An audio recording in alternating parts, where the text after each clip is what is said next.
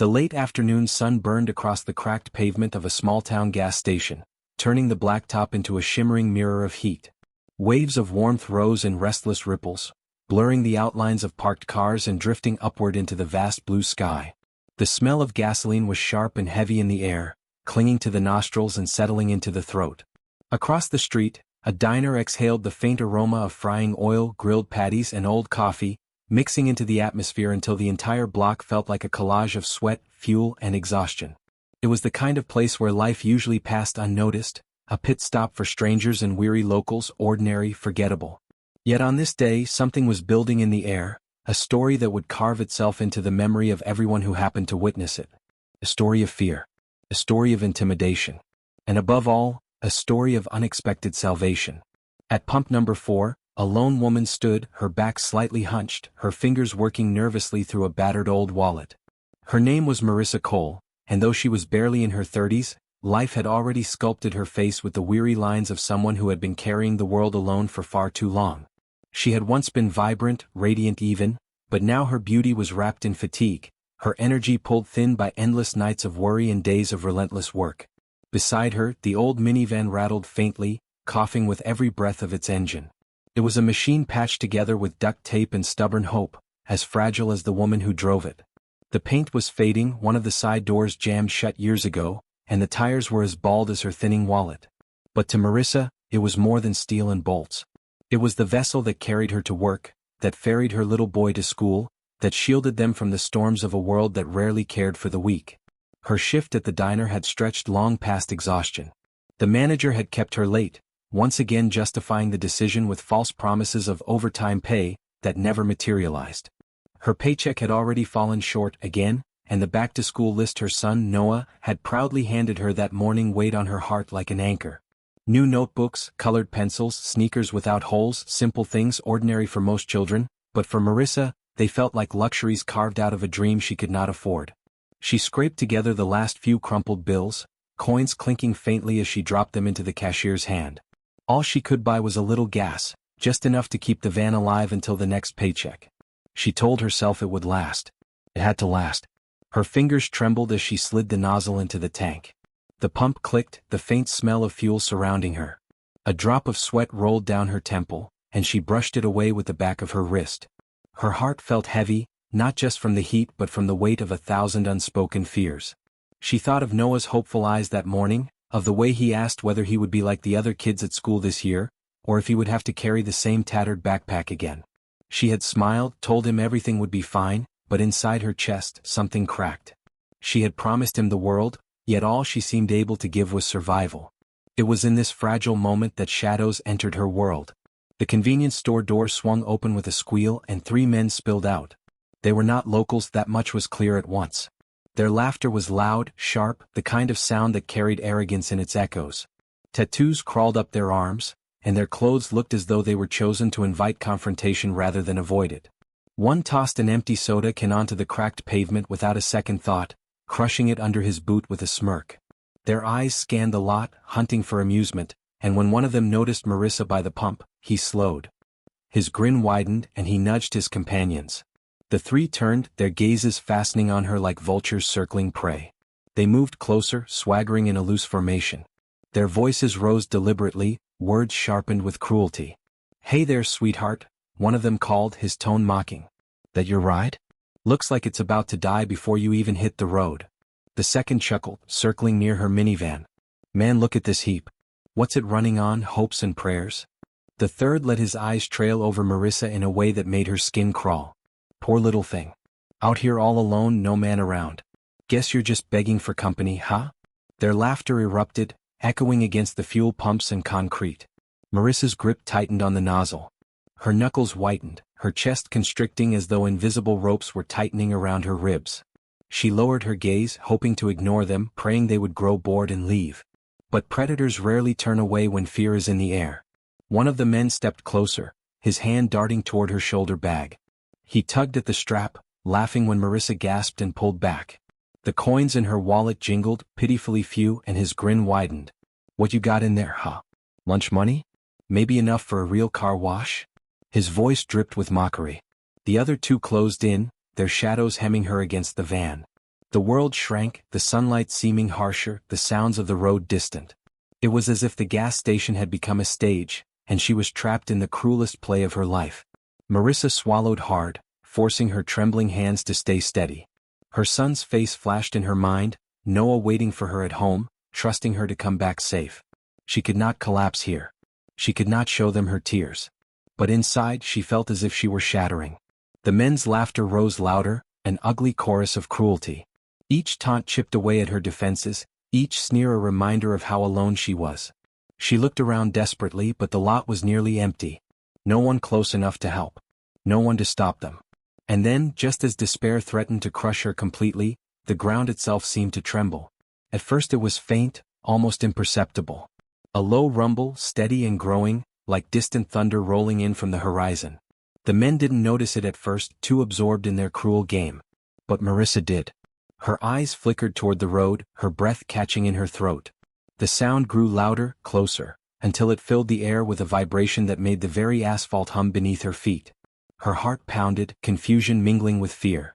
She squinted into the distance, and then she saw them, dark shapes cresting the hill, chrome glinting in the sunlight, engines roaring like wild beasts unleashed.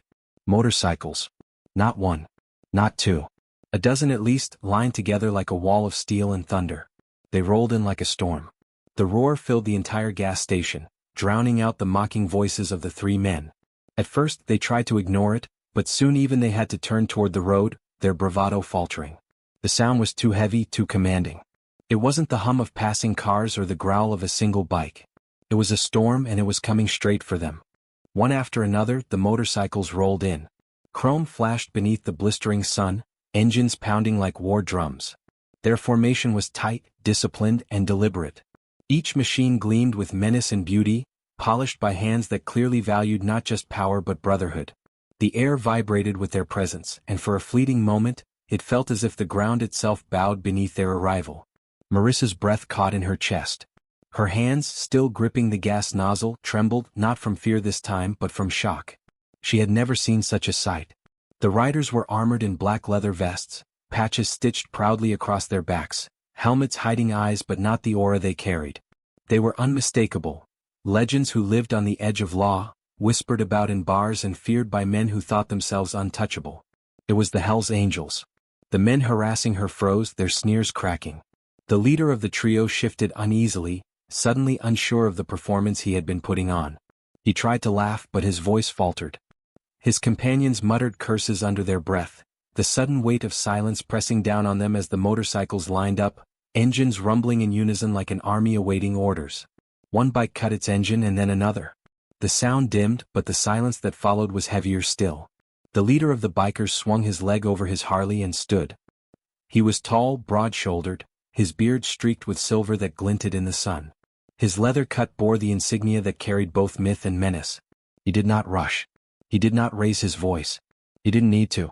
Every step he took across the pavement echoed with weight. His boots struck the ground like the beat of a gavel. Behind him, his brothers followed, forming a half-circle around Marissa and her van. They didn't look at her directly, not yet, but their positioning was clear. She was now inside their wall.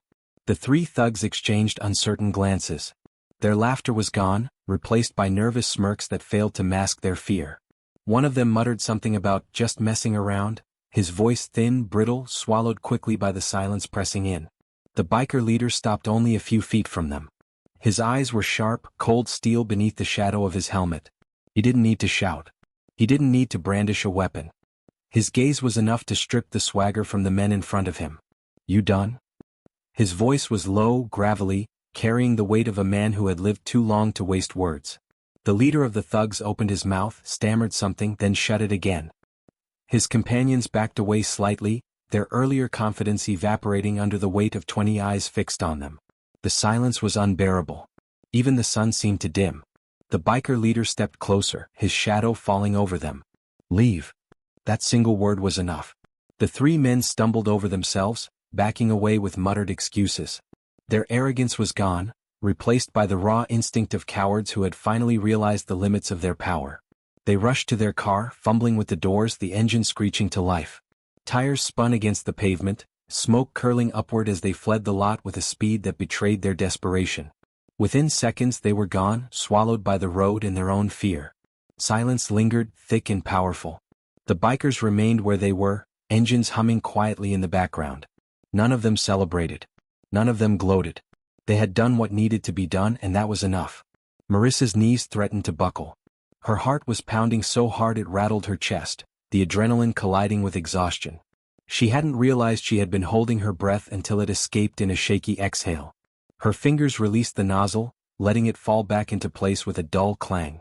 She pressed her palm against the van, trying to steady herself. For the first time in years she felt the grip of fear loosen, replaced by something else, safety, fragile and fleeting but real. The leader of the bikers finally turned to face her.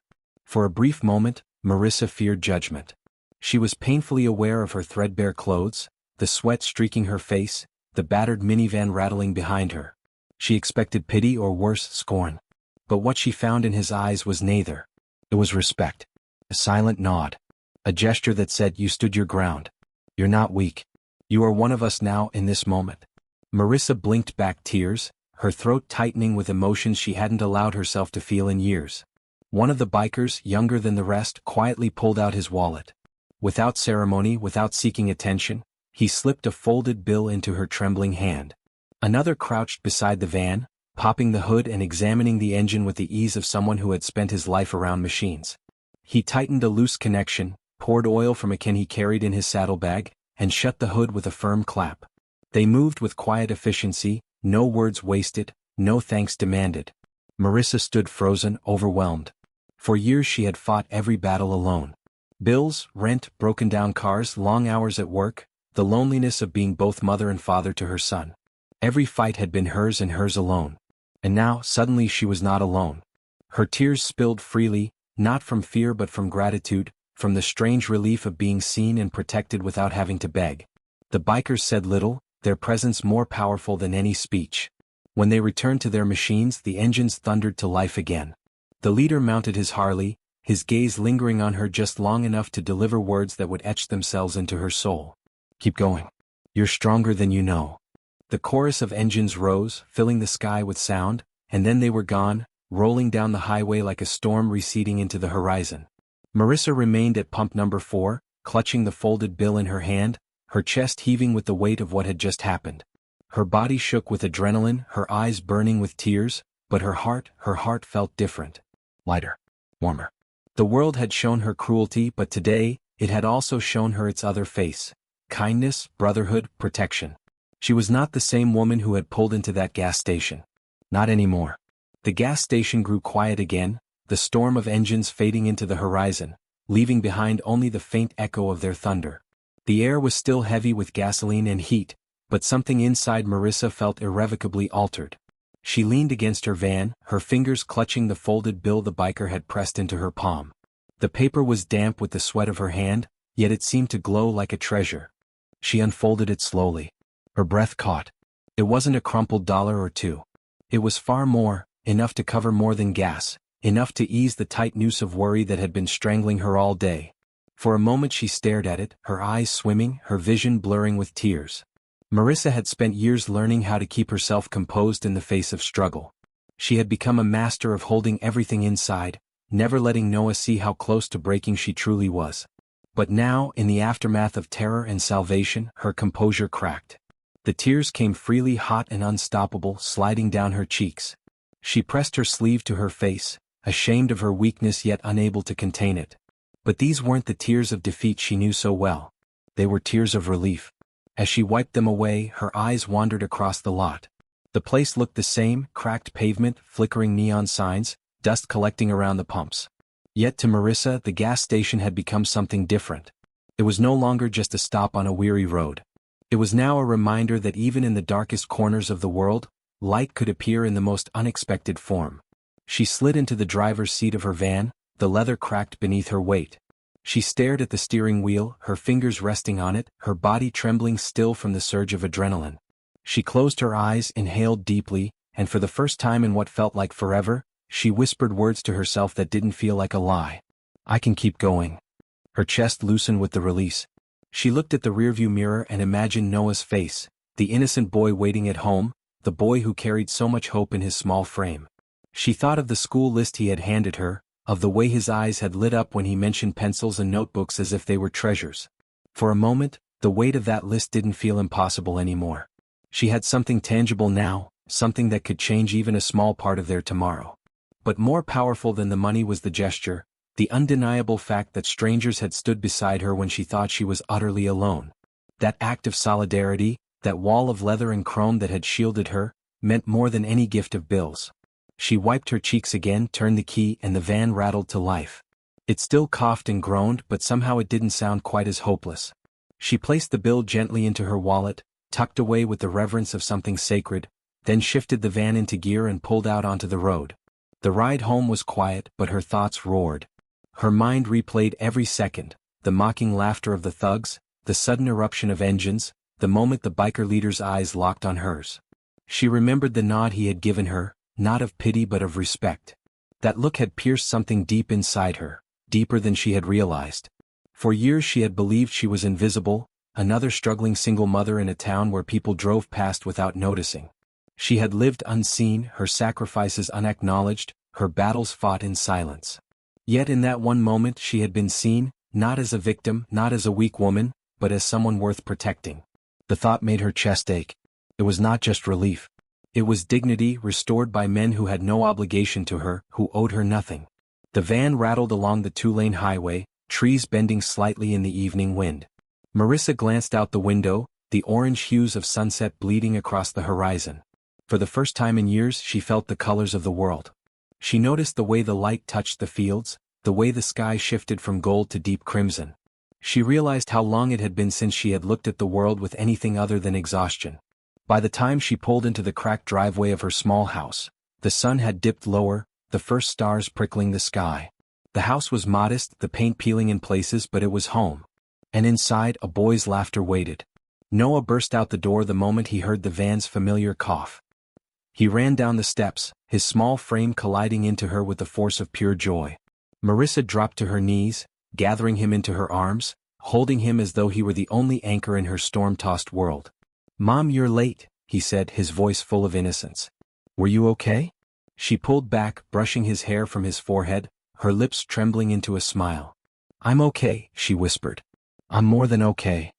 He grinned, not understanding the depth of her words, but happy to see her smile.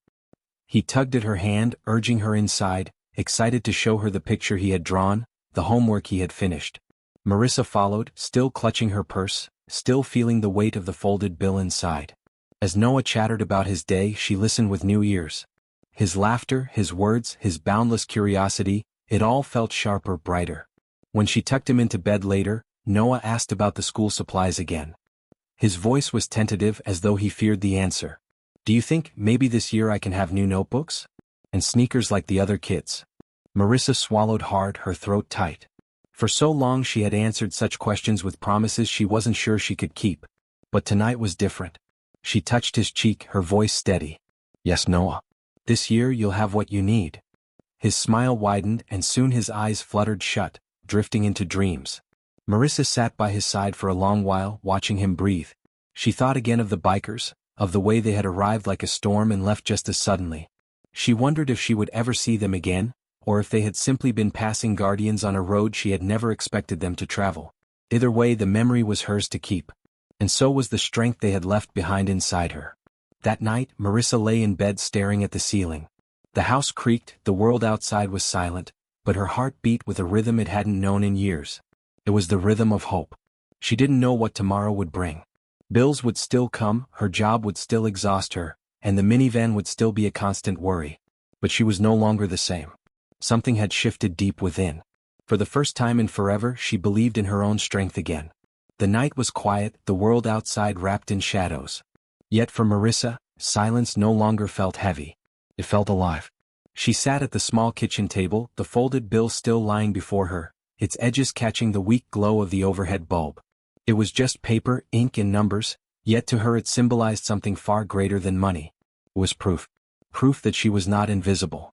Proof that kindness still breathed in a world that often seemed cruel. Proof that strength could appear when least expected, carried on the thunder of engines and the weight of men who chose to stand up rather than look away. She traced the edges of the bill with her finger, her mind replaying the moment the biker leader had spoken to her. "Keep going. You're stronger than you know." His words echoed inside her, grounding her like a stake driven deep into the soil of her soul. In that instant she had realized something profound. She had always thought of herself as fragile, stretched thin, on the verge of collapse. But fragility wasn't weakness. It was proof of endurance. She had bent beneath the storms of life, but she had never broken. Tonight she finally believed that she could rise again, not just for herself but for Noah. She stood, walked to his room and peeked inside. He was curled in sleep, his small hand resting against his cheek, his breaths even and soft. She smiled, the warmth in her chest spilling over, flooding the cracks where fear had lived for too long. Tomorrow she would buy him those notebooks. Tomorrow he would walk into school with sneakers like the other kids. Tomorrow the mountain she had feared would not feel quite so impossible. Marissa closed the door gently, her steps lighter than they had been in years. The world was still harsh. The road ahead would still be long. But something had shifted deep within her, something no cruelty could ever steal away. She had been reminded that goodness existed. That strength could be borrowed until it became her own. That even in the darkest of moments, there was always the possibility of light. And as she drifted into sleep, Marissa held on to one truth with unshakable certainty. She was not alone anymore.